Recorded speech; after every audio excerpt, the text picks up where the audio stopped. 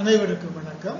நம்முடைய admit physics பயோடன் அப்படிங்கிற காணொலி சேனல்ல இன்றைக்கு நம்ம பருப்பொருளின் பண்புகள், ஆங்கிலத்துல ப்ராப்பர்ட்டிஸ் ஆஃப் மேட்டர் அப்படிங்கிற பாடத்துல ஒரு கணக்கு நம்ம பார்க்க போகிறோம். என்ன கணக்கு சார் அப்படின்னு சொன்னா, நீட் தேர்வுல 2021ஆம் ஆண்டு கேட்கப்பட்ட ஒரு கேள்வி. எம் நிறையும் கேப்டன் டி அடர்த்தியும் கொண்ட ஒரு சிறிய பந்தோ குண்டோ இதை வச்சுக்கோங்க. வந்து கிளிசரின்ங்கிறது ஒரு திரவம் நிரம்பிய ஒரு பாத்திரத்தில் போடப்படுகிறது. சிறிது நேரத்திற்கு பின் அதன் திசை வேகம் போயிட்டே இருக்கு இல்லையா, அதனுடைய திசை வேகம் கொஞ்சம் கொஞ்சமா கூடி ஒரு மாறிலியாக. அப்புறம் கிளிசரின் அடர்த்தி d/2 எனில் பந்தின் மீது செயல்படும் பாகியல் விசை என்ன? சரியா?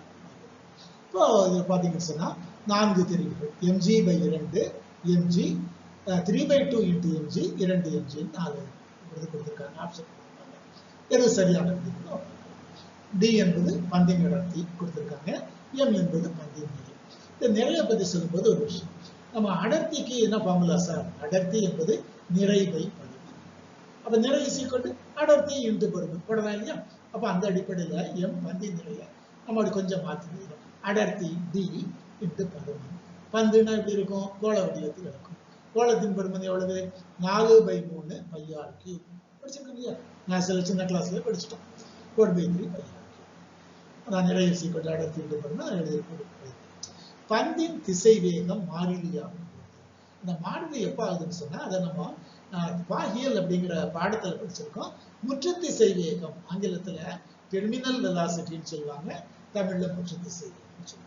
இந்த முற்று திசை வேகம் வந்த போது ஒரு சமன்பாடு, அது ஒரு சமநிலைக்கு வந்தது. ஒரு சமன்பாடு என்ன சார் சமன்பாடு? Fg = Fe + Fu.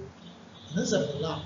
Fg என்பது பந்தின் மீது செயல்படும் கீழ்நோக்கிய விசை. இடம் அடிச்சோம்னா கீழ் நோக்கி செல்லும் பொழுது பந்தின் எடை. கண்டுபிடிக்கிறது எடைனாலே அர்த்தம் mg. நீ அதான் சொல்றீங்க, அதே தான். சரியா? இது கீழ் நோக்கி செல்லும் விசை.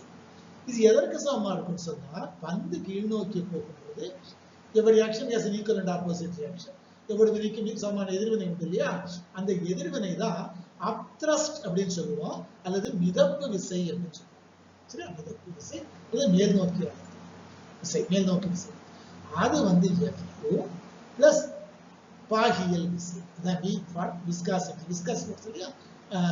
விஸ்கஸ் ஃபோர்ஸ்னு பாகியல் விசைய ஆங்கிலத்துல சொல்லுவோம். அதனால விங்கிற சஃபிக்ஸ் அப்போ கீழ்நோக்கிய விசை Fg, அது mgக்கு சமம்.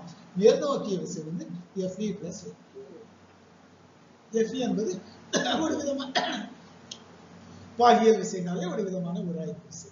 இதைத்தான் நம்ம கண்டுபிடிக்க போறோம். அப்ப Fe எந்த பக்கம் வச்சுக்கோங்க, Fu அந்த சைடு கொண்டு வந்தா Fe = Fg - Fu.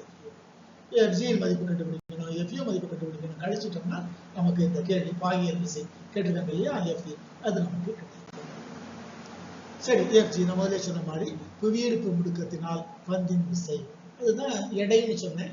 அப்ப mg, எம்முக்கு ஏற்கனவே பார்த்திருக்கோம் 4/3 πr³ d g அதை படிக்க வச்சோம். இப்போ இந்த உந்து விசை, அதாவது மிதப்பு விசை அப்படின்னு சொல்லலாம்.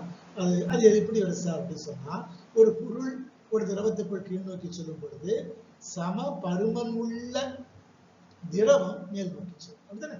கீழ் நோக்கி போடுதுன்னா அதை இடம்பெயர்ந்த திரவத்தின் எடை அப்படின்னு சொல்லுவாங்க.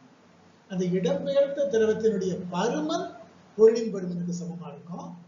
நிறை அது நம்ம கண்டுபிடிக்கணும். எப்படி சார் கண்டுபிடிக்கிறது? உந்து விசை Fu = m' × g. அப்ப அந்த m' என்ன சார்?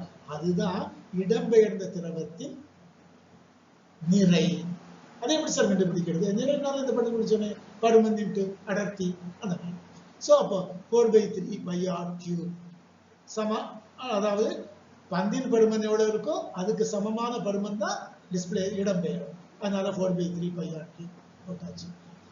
அடர்த்தியால பெருக்கணும் இல்லையா? அடர்த்தி எவ்வளவு சார்? கிளிசரினின் அடர்த்தி d/2 கொடுத்தாங்க. அதனால d/2. அப்போ 4/3 d/2, அதாவது இங்க போடும்போது திரவத்தின் பருமன் × அடர்த்தி, சரி, பந்தின் பருமன் × அடர்த்தி, அது பந்தின் நிறை. இங்க திரவத்தின் பருமம் அதே தான் இருக்கும் 1/3 into அதன் அடர்த்தி d/2 பட்டா அந்த n dash into g. சரியா? so n dash into g, n dash வந்து அதற்குடைய பருமம் 4/3 அதற்குடைய அடர்த்தி d/2 into g. சரியா? இப்போ நான் முதல்ல சொன்ன மாதிரி f is equal to fg minus fg. fu fg எவ்வளவு sir 4/3 d into g 4/3 d into g minus f எவ்வளவு sir 4/3 into d/2 into g.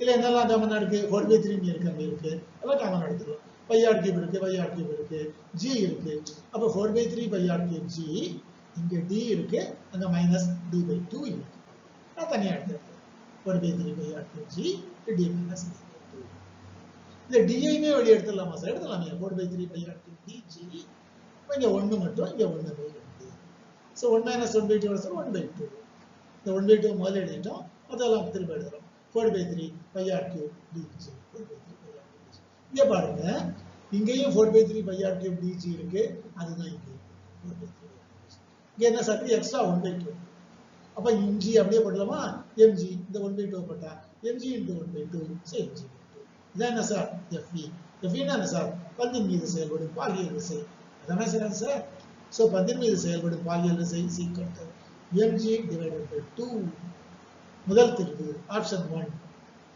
is the right answer. Answer 1 is the right answer. Okay?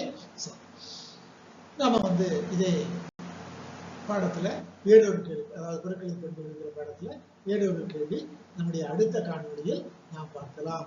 அதுவரைக்கும் அனைவருக்கும் நன்றி வணக்கம்.